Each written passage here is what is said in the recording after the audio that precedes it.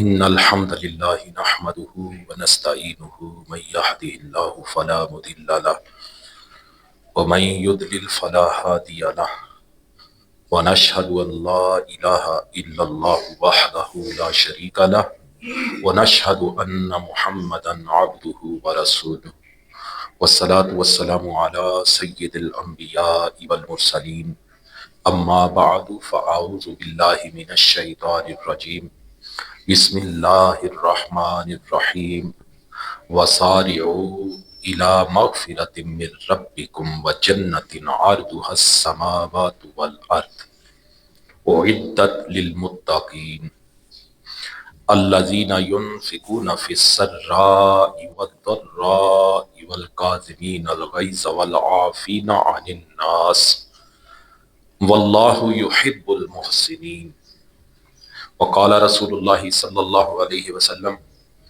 من کذب علی متعمدا فلیتبوأ مقعدہ من النار وقال رسول اللہ صلی اللہ علیہ وسلم ما من عبد یخطب خطبۃ الا اللہ سائلہ عنہا ما اراد بها صدق اللہ وصدق رسولہ النبی الکریم الامین ونحن علی ذلک لمن الشاہدین والشاکرین والحمد للہ رب العالمین ان اللہ وملائکتہ یصلون علی النبی یا ایہا الذین آمنوا صلوا علیہ وسلموا تسلیما اللہم صلی علی محمد وعلی آل محمد کما صلیت علی ابراہیم وعلی آل ابراہیم انک حمید مجید اللہم بارک علی محمد وعلی آل محمد کما بارکت علی ابراہیم وعلی آل ابراہیم انک حمید مجید الصلاۃ والسلام علیک یا سیدی یا رسول اللہ وعلی آلک واصحابک یا سیدی یا حبیب اللہ مولاي صلی وسلم دائما ابدا علی حبیبک خیر الخلق کلہم یا صاحب الجمال و یا سید البشر من وجهک المنیر لقد نور القمر لا يمكن الثناء كما كان حقه بعد از خدا بزرگ دوئی قصہ مختصر خالق کائنات جل جلالہ و عما نوالہ و اتم برہانہ و اعظم شانہ کی بارگاہ میں حمد اور وجہ تخلیق کائنات حضور نبی پاک صاحب لاولاک تاجدار مدینہ سرور قلب و سینہ حضرت محمد مصطفیٰ صلی اللہ علیہ وسلم کی پاک اور مقدس بارگاہ میں ہدیہ درود و سلام پیش کرنے کے بعد معزز سامعین السلام علیکم ورحمۃ اللہ وبرکاتہ۔ آج کا ہمارا موضوع نہایت اہم موضوع ہے اور ہماری روزمرہ زندگی سے براہ راست تعلق رکھتا ہے۔ ہمارا موضوع ہے بے جا غصہ نہ کیجیے، معاف کر دیجیے۔ غصہ اور عدم برداشت کسی بھی معاشرے پر کئی منفی اثرات مرتب کرتے ہیں، پھر وہ اثرات فرد اور مجموعی طور پر پورے معاشرتی ڈھانچے کو متاثر کرتے ہیں۔ غصہ لوگوں میں ذہنی دباؤ، بے چینی اور ڈپریشن کا باعث بنتا ہے۔ جب لوگ آپس میں تحمل کا مظاہرہ نہیں کرتے اور معمولی باتوں پر فوری رد عمل ظاہر کرتے ہیں تو یہ ان کے ذہنی سکون اور صحت کو متاثر کرتا ہے۔ غصہ معاشرتی تعلقات کی خرابی کا باعث بنتا ہے، جس سے نہ صرف دوستوں اور خاندان کے درمیان دراڑ آ جاتی ہے بلکہ معاشرتی سطح پر بھی خرابیاں پیدا ہوتی ہیں۔ جب لوگ ایک دوسرے کے خیالات اور عقائد کو برداشت نہیں کرتے تو معاشرے میں نہ صرف تشویش اور خوف کی فضا پیدا ہوتی ہے بلکہ بد اعتمادی جنم لیتی ہے۔ چھوٹے چھوٹے جھگڑے اور اختلافات بڑھ کر تشدد میں تبدیل ہو جاتے ہیں۔ اسی طرح کسی بھی معاشرے میں آپسی چھوٹے بڑے جھگڑوں پر ایک دوسرے کو معاف نہ کرنا معاشرتی تعلقات، امن اور ہم آہنگی کے لیے انتہائی منفی اثرات مرتب کرتا ہے۔ لوگوں کے درمیان نفرت اور بد اعتمادی بڑھ جاتی ہے۔ ہر شخص اپنی طرف سے دوسرے کو سزا دینے یا بدلہ لینے کی کوشش کرتا ہے، یہاں تک کہ لوگ گروہوں کی شکل اختیار کر لیتے ہیں اور دشمنیاں پروان چڑھتی ہیں۔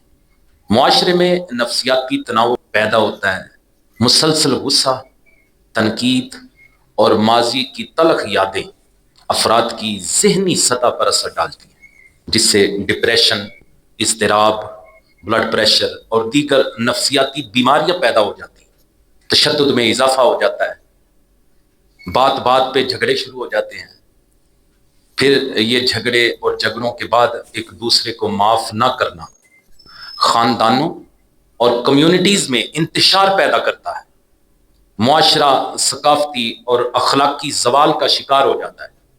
میرے عزیزو، اسلام ایک ایسا دین ہے جو انسان کو سکون، محبت اور بھائی چارے کی تعلیم دیتا ہے۔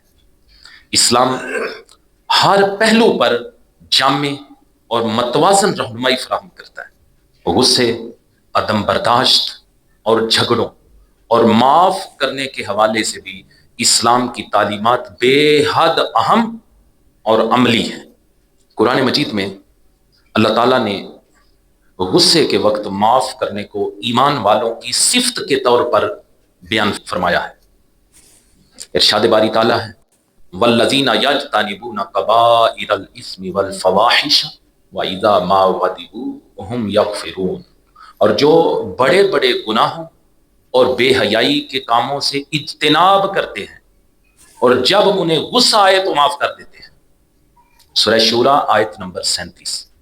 میرے عزیزو، اسلام ہمیں غصے کی بجائے صبر کی تلقین کرتا ہے۔ سورہ النحل آیت نمبر 126 تا 128 میں اللہ تعالیٰ نے ارشاد فرمایا وَإِنْ عَاقَبْتُمْ فَعَاقِبُوا بِمِثْلِ مَا عُوقِبْتُمْ بِهِ وَلَئِنْ صَبَرْتُمْ لَهُوَ خَيْرٌ لِلصَّابِرِينَ، اگر تم کسی کو سزا دینے لگو تو ایسی ہی سزا دو جیسی تمہیں تکلیف پہنچائی گئی ہے، اور اگر تم صبر کرو تو بے شک صبر کرنے والوں کے لیے صبر سب سے بہتر ہے۔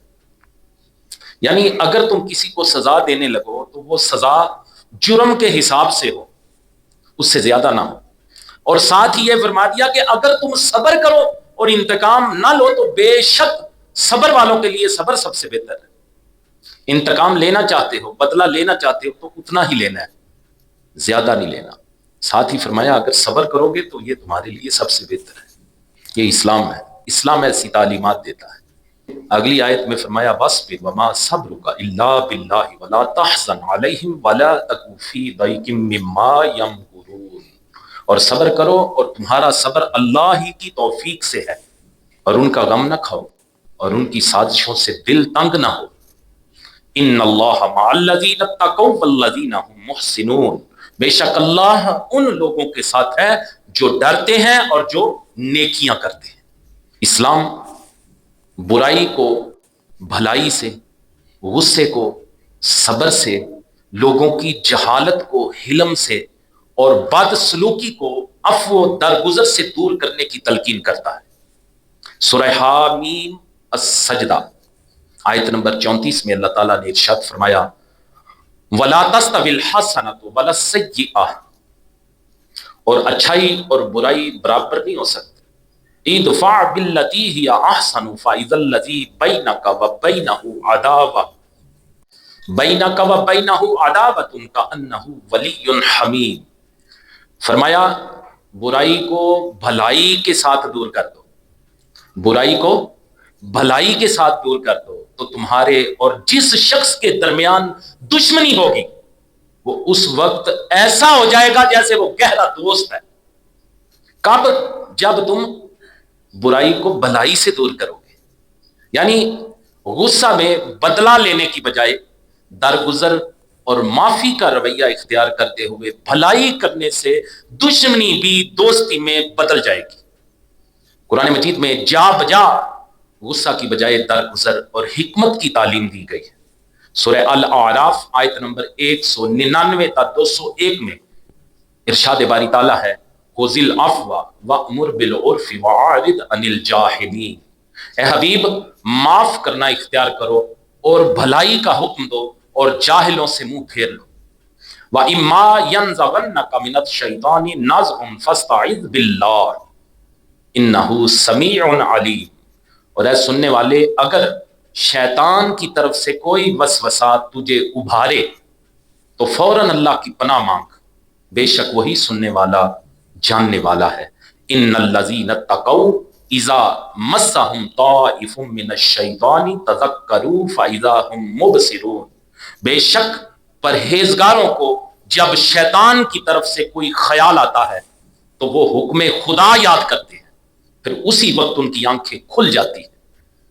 میرے عزیزو، غصہ بھی شیطان کی طرف سے ہوتا ہے، لہٰذا جب بھی پرہیزگاروں کو غصہ آتا ہے تو وہ اللہ تعالیٰ کے احکامات کو یاد کرتے ہیں، اس سے پہلے کہ وہ غصے میں کچھ کر گزرے ان کی آنکھیں کھل جاتی ہیں اور وہ معافی اور درگزر کو اختیار کر لیتے ہیں۔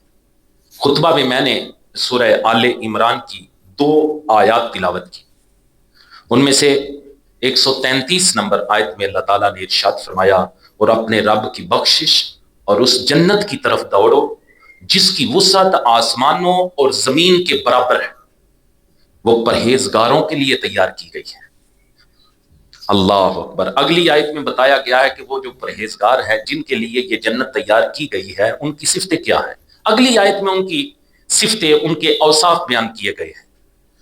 اللہ تعالیٰ فرماتا ہے 134 نمبر آیت میں، جو خوشحالی اور تنگ دستی میں اللہ کی راہ میں خرچ کرتے ہیں، یہ ان کی پہلی صفت ہے۔ خوشحالی اور تنگ دستی میں اللہ کی راہ میں خرچ کرتے ہیں، اور غصہ پینے والے اور لوگوں سے درگزر کرنے والے ہیں، اور اللہ نیک لوگوں سے محبت فرماتا ہے۔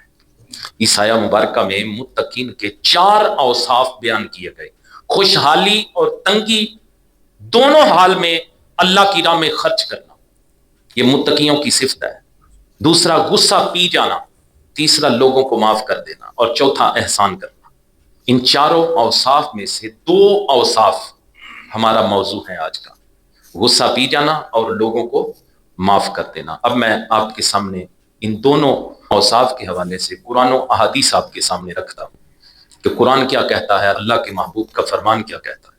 اسلام ہمیں غصے کو پینے کا حکم دیتا ہے، اور جس غصے کو پینے کا حکم دیتا ہے وہ اس کے اپنے ذاتی مجرم پر غصہ ہے۔ مجھے حکم ہے کہ غصے کو پینا ہے، کس کے متعلق؟ کہ جو میرا ذاتی مجرم ہے، مجھے اگر اس پہ غصہ آئے تو میرے رب کا حکم ہے غصہ میری رضا کے لیے پی اور معاف کر دے۔ جبکہ شریعت دین، قوم اور ملک کے مجرموں پر غصہ نہ کرنا گناہ ہے۔ جو دین کا مجرم ہے، شریعت کا مجرم ہے، ملک کا مجرم ہے، اس پہ اگر غصہ نہیں کرو گے تو وہ گناہ ہے۔ لیکن جب بات تمہاری ذات کی آ جائے گی، اپنی ذاتی معاملہ آ جائے گا اپنا، تو پھر یہ اللہ کی رضا کے لیے غصہ پی جانا متقیوں کی صفت ہے، پرہیزگاروں کی صفت ہے۔ بلکہ جو شخص اپنی بیوی کے پاس غیر مرد کو دیکھ کر غصہ نہ کرے اسے از روئے حدیث دیوس کہا گیا۔ سنیے، سنن ابو داؤد حدیث مبارکہ 4777، حضرت سہل بن معاذ رضی اللہ تعالی عنہ اپنے والد سے حضور صلی اللہ علیہ وسلم کا فرمان بیان کرتے۔ سید عالم صلی اللہ علیہ وسلم نے فرمایا، من قاظم غیظا وهو قادر علی ان ينفذہ، جو شخص اس وقت اپنے غصہ پر قابو پا لے جب وہ اس پر عمل کی قدرت رکھتا، دعاہ اللہ عز وجل علی رؤوس الخلائق یوم القیامت حتی یخیرہ اللہ من الحور العین ما شاء۔ میرے حضور فرماتے ہیں تو اللہ تعالیٰ قیامت کے دن تمام مخلوق کی موجودگی میں اسے بلوائے گا اور اسے یہ اختیار دے گا کہ وہ جس بھی حور عین کو چاہے اسے حاصل کر لے۔ اسی کتاب کی حدیث مبارکہ 4779، حضرت عبداللہ رضی اللہ تعالیٰ عنہ بیان کرتے ہیں کہ حضور کریم صلی اللہ علیہ وسلم نے فرمایا، ما تعدون سرعۃ فیکم۔ میرے حضور نے سوال کیا، میرے غلاموں، میرے صحابہ، تم لوگ اپنے درمیان پہلوان کسے سمجھتے ہو؟ حضور نے سوال کیا کہ تم پہلوان کسے سمجھتے ہو؟ صحابہ اکرام نے عرض کی، الذی لا یسرعہ الرجال، حضور وہ شخص جسے کوئی پچھاڑ نہ سکے، ہم تو اسے پہلوان سمجھتے ہیں۔ تو میرے حضور کریم صلی اللہ علیہ وسلم نے فرمایا، نہیں، وَلَكِنَّهُ الَّذِي يَمْلِكُ نَفْسَهُ عِنْدَ الْغَضَبِ، میرے غلاموں پہلوان وہ ہوتا ہے جو غصے کے وقت اپنے اوپر قابو رکھے۔ یہ پہلوان ہے جس نے اپنے نفس پہ قابو پا لیا، اسے غصہ آیا، اس نے اپنے جذبات کو کنٹرول کر لیا۔ غصے کو جو قابو کر لے، میرے حضور فرماتے ہیں کہ وہ پہلوان ہے۔ ترمذی شریف حدیث مبارکہ 1860، حضرت جابر رضی اللہ تعالیٰ عنہ بیان کرتے ہیں کہ حضور صلی اللہ علیہ وسلم نے فرمایا ان الشیطان قد یائس ان یعبدہ المصلون ولکن فی التحریش بینہم، شیطان اس بات سے مایوس ہو چکا ہے کہ نماز پڑھنے والے لوگ اس کی عبادت کریں، ولیکن فی التحریش بینہم، حضور فرماتے ہیں البتہ وہ ان کے درمیان لڑائی پیدا کرنے کی کوشش کرتا رہے گا۔ اسے اس بات کی مایوسی ہو چکی ہے کہ جو اب اللہ کی بارگاہ میں سر جھکاتے ہیں یہ میری عبادت کریں گے، اس سے مایوس ہے، لیکن حضور فرماتا ہے لوگوں کے درمیان وہ لڑائیاں ضرور کروانے کی کوشش کرتا رہے گا۔ شعب الایمان حدیث مبارکہ نمبر 7956، حضرت عبداللہ بن عمر رضی اللہ تعالیٰ عنہ روایت کرتے ہیں سید عالم صلی اللہ علیہ وسلم نے ارشاد فرمایا ما جرع عبد جرعتا اعظم اجرا عند اللہ من جرعت غیظ قدم ابتغاء وجہ اللہ عز وجل، میرے حضور نے فرمایا کہ بندے نے اللہ تعالیٰ کی خوشنودی کے لیے جو غصے کا گھونٹ پیا اس سے بڑھ کر عظیم اجر والا اللہ کے نزدیک کوئی گھونٹ نہیں۔ اسی کتاب میں حدیث مبارکہ 7978، حضرت ابن عباس رضی اللہ تعالیٰ عنہ روایت کرتے ہیں کہ حضور صلی اللہ علیہ وسلم نے ارشاد فرمایا للنار باب لا يدخل منه الا من شفع غیظه بسخط اللہ، غیظه بسخط اللہ عز وجل تفرد به قدامہ، میرے حضور نے فرمایا کہ جہنم کا ایک دروازہ ایسا ہے جس سے سوائے اس شخص کے کوئی داخل نہ ہوگا جس کے غصے نے اس کو اللہ کی ناراضگی کے کنارے پہنچا دیا۔ بخاری شریف میں حدیث مبارکہ نمبر 6116، حضرت ابو ہریرہ رضی اللہ تعالیٰ عنہ روایت کرتے ہیں کہ ایک شخص نے نبی کریم صلی اللہ علیہ وسلم سے عرض کی اوصنی، حضور مجھے وصیت کیجیے، حضور مجھے ہدایت کی کوئی بات بتائیے۔ تو آقا کریم صلی اللہ علیہ وسلم نے فرمایا لا تغضب، غصہ نہ کرنا۔ حضرت ابو ہریرہ رضی اللہ تعالیٰ عنہ فرماتے ہیں فردد مرارا قال لا تغضب، اس شخص نے کئی مرتبہ حضور سے عرض کی حضور مجھے وصیت کیجئے، حضور مجھے وصیت کیجئے۔ آقا کریم صلی اللہ علیہ وسلم نے ہر مرتبہ فرمایا لا تغضب، غصہ نہ کرنا، غصہ نہ کرنا، غصہ نہ کرنا۔ یہ کتنی بڑی ہدایت ہے حضور اپنے صحابی کو دے رہے ہیں۔ میرے عزیزو، غصے کی صورت میں شیطان انسان پر مسلط ہو جاتا ہے، عقل پر پردہ پڑ جاتا ہے اور حق و باطل میں امتیاز کی صلاحیت سلب ہو جاتی۔ یہی وجہ ہے کہ بڑے بڑے گناہوں مثلا قتل و غارت، پھر حرب و ضرب، جنگوں کے پیچھے، یہ گھریلو معاملات جو طلاق وغیرہ کے ہیں، ان سب کا ارتکاب انسان غصے کی حالت میں کرتا ہے۔ جب بھی اسے غصہ آتا ہے پھر لڑائیاں شروع ہوتی ہیں، پھر طلاقیں ہوتی ہیں، پھر گھر اجڑتے ہیں، پھر ملکوں میں جنگیں شروع ہو جاتی ہیں، قتل و غارت شروع ہو جاتی ہے۔ نبی کریم صلی اللہ علیہ وسلم نے ارشاد فرمایا ان الغضب من الشیطان، بے شک غصہ شیطان کی طرف سے ہوتا ہے۔ جب بھی غصہ آئے تو سمجھیے کہ اب شیطان مجھ پہ مسلط ہو چکا ہے۔ ان الغضب من الشیطان، بے شک غصہ شیطان کی طرف سے ہوتا ہے۔ بخاری شریف 4784 نمبر حدیث مبارکہ۔ پھر سید عالم صلی اللہ علیہ وسلم نے منصفوں کو، قاضیوں کو، ججوں کو نصیحت فرماتے ہوئے ارشاد فرمایا لا یقضین حکم بین اثنین وہو غضبان، میرے حضور نے فرمایا کوئی قاضی، کوئی منصف دو آدمیوں کے درمیان فیصلہ اس وقت نہ کرے جب وہ غصے میں ہو۔ غصے کی حالت میں فیصلہ کرنے سے بھی منع کیا گیا ہے۔ پھر سنن ابو داؤد کی حدیث مبارکہ 4780 میں حضرت معاذ بن جبل رضی اللہ تعالیٰ عنہ بیان کرتے ہیں کہ نبی کریم صلی اللہ علیہ وسلم کی موجودگی میں دو آدمیوں کے درمیان تکرار ہو گئی، ان میں سے ایک کو دوسرے پر شدید غصہ آ گیا، یہاں تک کہ غصے کی حالت میں اس پر غصے کی اتنی شدت تھی کہ ایسے محسوس ہو رہا تھا کہ اس کی ناک چر جائے گی یا پھٹ جائے گی۔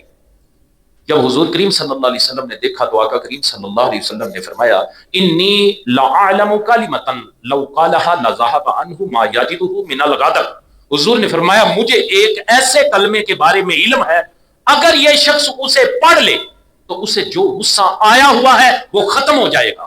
اس شخص نے دریافت کیا یا رسول اللہ صلی اللہ علیہ وسلم، حضور وہ کلمہ کون سا ہے؟ تو آقا کریم صلی اللہ علیہ وسلم نے فرمایا وہ یہ پڑھے اللہم انی اعوذ بک من الشیطان الرجیم، اے اللہ میں مردود شیطان سے تیری پناہ مانگتا۔ الادب المفرد میں حدیث مبارکہ 1358 حضرت ابن عباس رضی اللہ تعالیٰ عنہ بیان کرتے ہیں کہ نبی کریم صلی اللہ علیہ وسلم نے ارشاد فرمایا علموا ویسروا وعلموا ویسروا ثلاث مرات واذا غضبت فاسکت مرتين۔ حضور کریم صلی اللہ علیہ وسلم نے 3 مرتبہ فرمایا، 3 مرتبہ یہ الفاظ ارشاد فرمائے کہ علم سکھاؤ اور نرمی سے برتاؤ کرو، علم سکھاؤ اور آسانی پیدا کرو، اور جب تمہیں غصہ آئے تو چپ ہو جایا کرو۔ غصے پہ کنٹرول کرنے کا طریقہ ہے یہ، ایک تو اللہ تعالیٰ کی پناہ میں آنا، اور دوسرا اگر غصہ آئے تو خاموشی اختیار کر لو۔ حضور نے طریقہ بتایا غصے پہ کنٹرول کیسے کرنا ہے۔ سنن ابی داؤد میں حدیث مبارکہ 4782 حضرت ابو ذر غفاری رضی اللہ تعالیٰ عنہ بیان کرتے ہیں کہ حضور صلی اللہ علیہ وسلم نے فرمایا اذا غضب احدکم وهو قائم فلیجلس فان ذهب عنه الغضب والا فلیضطجع۔ میرے حضور صلی اللہ علیہ وسلم نے فرمایا جس شخص کو سخت غصہ آئے اور وہ اس وقت کھڑا ہوا ہو تو حضور فرماتے ہیں اس سے بیٹھ جانا چاہیے، اس طرح اس کا غصہ ختم ہو جائے گا۔ اگر نہیں ختم ہوتا تو حضور فرماتے ہیں اسے لیٹ جانا چاہیے۔ یہ طریقہ ہے غصہ کیسے ختم، اگر کھڑے ہو تو بیٹھ جاؤ، غصہ کم ہوگا یا ختم ہو جائے گا، پھر بھی نہیں ختم ہوتا لیٹ جاؤ۔ سنن ابی داؤد حدیث مبارکہ 4784 حضور صلی اللہ علیہ وسلم نے فرمایا ان الغضب من الشیطان وان الشیطان خلق من النار وانما تطفى النار بالماء فاذا غضب احدكم فليتوضا۔ میرے حضور نے فرمایا بے شک غصہ شیطان کی طرف سے ہوتا ہے، اور شیطان کو آگ سے پیدا کیا گیا ہے، اور آگ کو پانی کے ذریعے بجھایا جاتا ہے۔ جب کسی شخص کو غصہ آئے تو اس کو پانی سے وضو کرنا چاہیے۔ یہ بھی حضور نے طریقہ بتایا۔ حضرت علی المرتضیٰ رضی اللہ تعالیٰ عنہ کے حوالے سے امام حسن مجتبی رضی اللہ تعالیٰ عنہ بیان کرتے ہیں، یہ ایک بڑی لمبی حدیث ہے جس میں یہ بھی لکھا ہوا ہے قد تارک نفسہ من ثلاث المراء والاکبار وما لا یعنی، کہ حضور کریم صلی اللہ علیہ وسلم نے 3 باتوں سے اپنے آپ کو بالکل محفوظ رکھا تھا۔ وہ 3 باتیں کون سی تھیں؟ جھگڑے سے، تکبر سے اور لا یعنی باتوں سے۔ حضور کبھی بھی ان کے قریب نہیں گئے، نہ کبھی جھگڑے کے قریب گئے، نہ تکبر کے قریب گئے، نہ لا یعنی باتوں کے قریب گئے۔ شعب الایمان کی حدیث مبارکہ 7949 حضرت علی المرتضیٰ رضی اللہ تعالیٰ عنہ بیان کرتے ہیں کہ حضور کریم صلی اللہ علیہ وسلم نے فرمایا خیار امتی احداؤہم الذین اذا غضبوا رجعوا وقد رجعت وانا استغفر اللہ عز وجل۔ میرے حضور فرماتے ہیں میری امت کے بہترین لوگوں میں سے ایسے لوگ ہیں جب وہ غصہ میں آتے ہیں تو رجوع کر لیتے ہیں۔ میرے حضور فرماتے ہیں میں بھی رجوع کر لیتا ہوں اور میں اللہ سے استغفار کرتا ہوں۔ پتہ چلا کہ جو غصے کے وقت رجوع کر لیتے ہیں، معافی اختیار کر لیتے ہیں، پیچھے ہٹ جاتے ہیں، خاموش ہو جاتے ہیں، لڑائی کو بڑھاتے نہیں، وہ ان لوگوں میں سب سے بہترین لوگ ہیں۔ جامعہ ترمذی کی حدیث 1916 حضرت انس بن مالک رضی اللہ تعالیٰ عنہ روایت کرتے ہیں حضور کریم صلی اللہ علیہ وسلم نے فرمایا من تارک الکاذب وهو باطل بنی له فی ربد الجنہ۔ حضور فرماتے ہیں جو شخص باطل جھوٹ چھوڑ دے تو اس کے لیے جنت کے کنارے پر گھر بنایا جائے گا۔ ومن تارک المیراء وهو محق بنی له فی وسطها۔ میرے حضور فرماتے ہیں جو شخص حق پر ہونے کے باوجود جھگڑا چھوڑ دے اس کے لیے جنت کے درمیان میں گھر بنایا جائے گا۔ پھر فرمایا ومن حسن خلقہ بنی له فی اعلاها۔ حضور فرماتے ہیں کہ جو شخص اپنے اخلاق اچھے کر لے اس کے لیے جنت کے بلند ترین حصے میں گھر بنایا جائے گا۔ سنن ابی داؤد میں حدیث مبارکہ 4785 ام المومنین سیدہ عائشہ صدیقہ رضی اللہ تعالی عنہا بیان کرتی ہیں وَمَنْ تَقَمَ رَسُولُ اللَّهِ صلی اللہ علیہ وسلم لِنَفْسِهِ إِلَّا أَن تُنْتَحَكَ حُرْمَةُ اللَّهِ تَعَالَى فَيَنْتَقِمُ لِلَّهِ بِهَا۔ سید عائشہ صدیقہ رضی اللہ تعالیٰ عنہا فرماتی ہیں کہ نبی کریم صلی اللہ علیہ وسلم اپنی ذات کے لیے کبھی بھی انتقام نہیں لیتے تھے۔ حضور نے کبھی بھی اپنی ذات کے لیے انتقام نہیں لیا، البتہ جب اللہ تعالیٰ کی حرمت کو پامال کیا جاتا تو آپ اللہ تعالیٰ کے لیے اس کا انتقام لیتے تھے۔ معاف کر دینا، ذاتی انتقام لینے پر قدرت ہونے کے باوجود انتقام نہ لینا اور عفو و درگزر سے کام لینا سب سے بہترین انتقام اور نہایت ہی اجر و ثواب کا کام ہے۔ لوگوں سے عفو و درگزر کرنے اور جاہلوں سے منہ پھیرنے میں حضور کریم صلی اللہ علیہ وسلم کی ذات ہمارے لیے بہترین مثال اور آئیڈیل نمونہ۔ حضور صلی اللہ علیہ وسلم نے زندگی میں کبھی بھی کسی سے اپنے ذاتی انتقام لینے کے لیے بدلہ نہیں لیا۔ ابھی میں نے حدیث مبارکہ آپ کو سنا، آپ صلی اللہ علیہ وسلم پر ظلم و ستم کے پہاڑ توڑے گئے، لیکن آپ نے اپنے جانی دشمنوں کو بھی معاف کر دیا۔ میرے آقا کریم صلی اللہ علیہ وسلم کے عفو و درگزر کا بے مثال واقعہ وہ ہے جو فتح مکہ کے دن پیش آیا۔ اللہ کے رسول صلی اللہ علیہ وسلم کعبہ معظمہ کے سامنے اپنی اونٹنی پر رونق افروز ہیں۔ آپ کریم صلی اللہ علیہ وسلم کے ارد گرد آپ کے جانثار صحابہ اکرام موجود ہیں، اور ان کے چاروں طرف وہ مجرم ہیں جنہوں نے آپ کریم صلی اللہ علیہ وسلم کو مکی زندگی میں ستانے اور پریشان کرنے میں کوئی کسر باقی نہ رکھی۔ وہ کون سا ظلم تھا جو آپ پر اور آپ کے غلاموں پر نہ ڈھایا گیا؟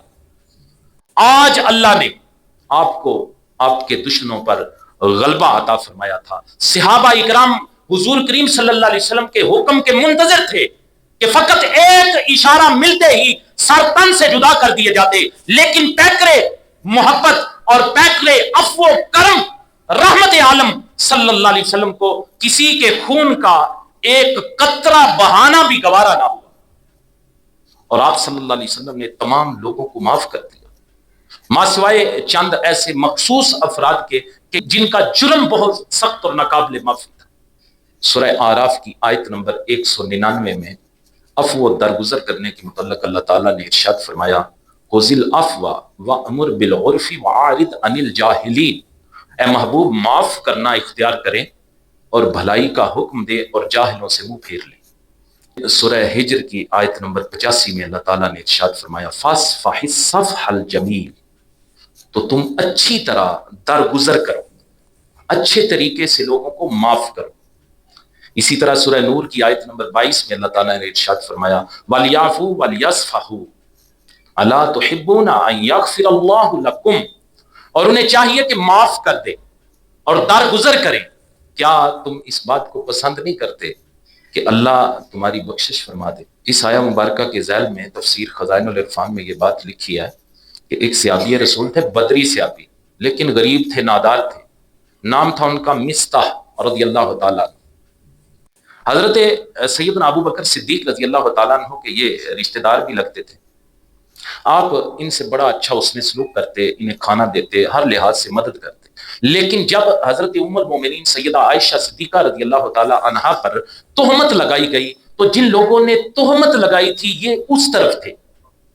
اب چونکہ یہ ام المومنین بھی ہیں، حضور کریم صلی اللہ علیہ وسلم کی زوجہ ہے، حضرت ابو بکر صدیق رضی اللہ تعالیٰ عنہ کی بیٹی بھی ہے، جب یہ اس دھڑے میں تھے تو حضرت ابو بکر صدیق رضی اللہ تعالیٰ عنہ نے غصے میں آ کر ان کی وہ مدد کرنا چھوڑ دی۔ انہوں نے قسم کھا لی کہ اب میں ان کے ساتھ اس طرح کے احسان کے معاملات نہیں کروں۔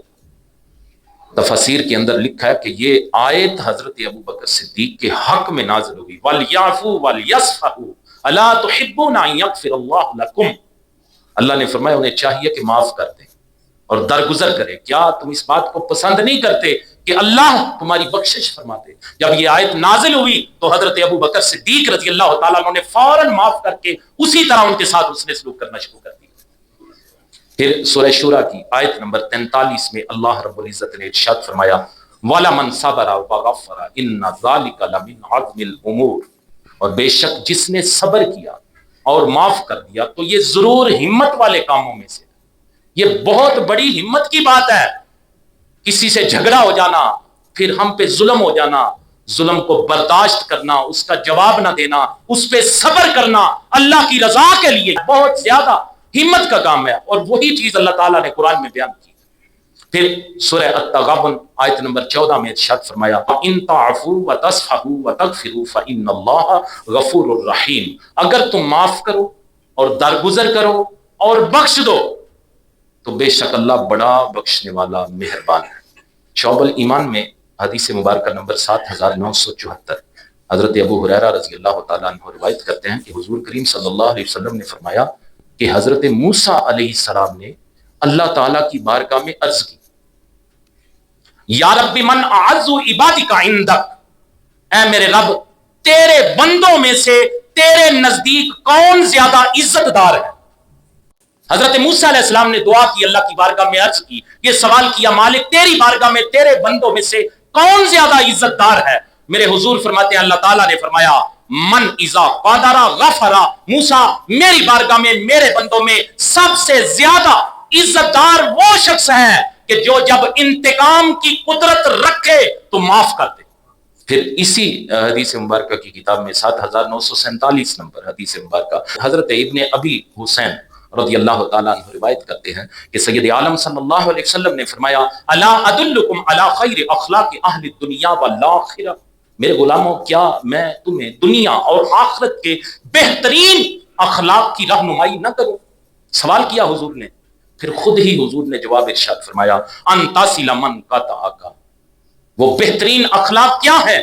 میرے حضور نے فرمایا تم اس شخص سے تعلق کو جوڑو جو تمہارے ساتھ قطع تعلق کرے، وَتُعْطِيَ مَنْ حَرَمَكَ، اور اسے عطا کرو جو تمہیں محروم کرے، وَتَعْفُوَ عَمَّنْ ظَلَمَكَ، اور اسے معاف کر دو جو تم پر ظلم کرے۔ یہ ایسے اخلاق ہیں جو سب سے بہترین اخلاق ہیں دنیا اور آخرت۔ کس نے بتائے؟ ہمارے حضور نے بتائے۔ ترمذی شریف 1930 نمبر حدیث مبارکہ حضور کریم صلی اللہ علیہ وسلم کا فرمان ہے لا تکونوا امعاتا تقولون ان احسن الناس احسننا وان ظلموا ظلمنا، میرے حضور فرماتے ہیں دوسروں جیسا رویہ اختیار نہ کرو کہ تم یہ کہو کہ اگر اس نے اچھائی کی ہے تو ہم بھی اچھائی کر لیں گے، اگر انہوں نے ظلم کیا تو ہم بھی ظلم کریں گے، ولیکن وطنوا انفسکم، بلکہ خود کو یہ تلقین کرو ان احسن الناس ان تحسنوا وان اساءوا فلا تظلموا، اگر لوگوں نے اچھائی کی تو تم بھی اچھائی کرو گے، اگر وہ برائی کریں گے تو تم زیادتی نہیں کرو گے۔ میرے حضور فرماتے ہیں اپنے آپ کو یہ تلقین کرو۔ ترمذی شریف 1939 نمبر حدیث مبارکہ سیدہ عائشہ صدیقہ رضی اللہ تعالی عنہا سے حضور کریم صلی اللہ علیہ وسلم کے اخلاق کے متعلق پوچھا گیا تو آپ رضی اللہ تعالی عنہا نے فرمایا لم یکن فاحشا ولا متفحشا ولا سخابا فی الاسواق ولا یجزی بالسیئات السیئات ولکن یعفو ویصفح۔ آپ نے فرمایا کہ حضور کریم صلی اللہ علیہ وسلم بد زبانی نہیں کرتے تھے، بازار میں شور نہیں کرتے تھے، پہلی بات بد زبانی نہیں کرتے تھے، بازار میں شور نہیں کرتے تھے، آپ برائی کا بدلہ برائی سے نہیں دیا کرتے تھے اور درگزر کیا کرتے تھے۔ ایک حدیث میں حضور کی 4 صفتیں بیان کی گئی۔ مسلم شریف حدیث مبارکہ 6468، حضرت ابو ہریرہ رضی اللہ تعالی عنہ بیان کرتے ہیں کہ سید عالم صلی اللہ علیہ وسلم نے فرمایا ما نقصت صدقۃ من مال، حضور نے فرمایا صدقہ مال میں کمی نہیں کرتا، صدقہ مال میں کمی نہیں کرتا، وما زاد اللہ عبدا بعفو الا عزا، بندے کے معاف کرنے سے اللہ اس کی عزت بڑھاتا ہے، وما تواضع احد للہ الا رفعہ اللہ، اور جو شخص اللہ کی رضا کے لیے عاجزی کرتا ہے اللہ اس کا درجہ بلند فرماتا ہے۔ المعجم الاوسط میں حدیث مبارکہ 1998 حضرت انس رضی اللہ تعالیٰ عنہ روایت کرتے ہیں کہ حضور صلی اللہ علیہ وسلم نے ارشاد فرمایا کہ جب لوگ حساب کے لیے ٹھہرے ہوں گے، قیامت والے دن کا یہ منظر ہے، حضور فرماتا ہے جب لوگوں کو حساب کے لیے ٹھہرایا گیا ہوگا، لوگ وہاں ٹھہرے ہوں گے، تو اس وقت ایک منادی یہ اعلان کرے گا، وہ اعلان کیا ہوگا؟ لِيَقُمْ مَنْ أَجْرُهُ عَلَى اللَّهِ فَلْيَدْخُلِ الْجَنَّةَ، وہ کھڑا ہو جائے جس کا اجر اللہ پر ہے وہ جنت میں داخل ہو جائے، یہ اعلان ہوگا۔ پھر دوسرا منادی اعلان کرے گا لِيَقُمْ مَنْ أَجْرُهُ عَلَى اللَّهِ فَلْيَدْخُلِ الْجَنَّةَ، وہ کھڑا ہو جائے جس کا اجر اللہ پر ہے وہ جنت میں داخل ہو جائے۔ پوچھا جائے گا، آواز دی جائے گی من ذا الذی اجرہ علی اللہ عز وجل، کون ہے جس کا اجر اللہ عز وجل پر ہے؟ جواب آئے گا العافین عن الناس، جو لوگوں کو معاف کرنے والے ہیں وہ ایسے لوگ ہیں کہ ان کا اجر اللہ پر ہے۔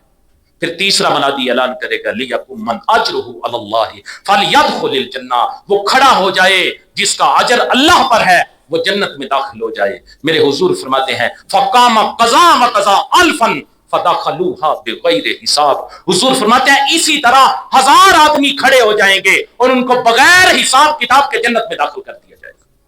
بخاری شریف حدیث مبارکہ 3149 میں حضرت انس بن مالک رضی اللہ تعالیٰ عنہ روایت کرتے ہیں کہ میں نبی کریم صلی اللہ علیہ وسلم کے ساتھ جا رہا تھا۔ آپ کریم صلی اللہ علیہ وسلم کے اوپر ایک نجرانی چادر تھی جس کا کنارہ بڑا موٹا تھا۔ ایک اعرابی نے اس چادر کو پکڑ کر زور سے کھینچا، کہتے ہیں حتیٰ کہ میں نے آپ کریم صلی اللہ علیہ وسلم کے کندھے کی طرف دیکھا تو اس کے کھینچنے کی شدت سے اس پر نشان پڑ گیا تھا۔ پھر اس نے کہا، ایک تو اس نے چادر کو کھینچا حضور کی کو جس سے نشان پڑ گیا، اور ساتھ ہی وہ کہنے لگا مرلی من مال اللہ الذی عندک، آپ کے پاس جو اللہ کا مال ہے اس میں سے مجھے دینے کا حکم دیجیے۔ اتنی سختی کے ساتھ چادر کھینچنے کے بعد ساتھ ہی مال کا بھی تقاضا کر دیا۔ تو آقا کریم صلی اللہ علیہ وسلم جو صاحب خلق عظیم ہے، حضور صلی اللہ علیہ وسلم نے برا نہیں منایا۔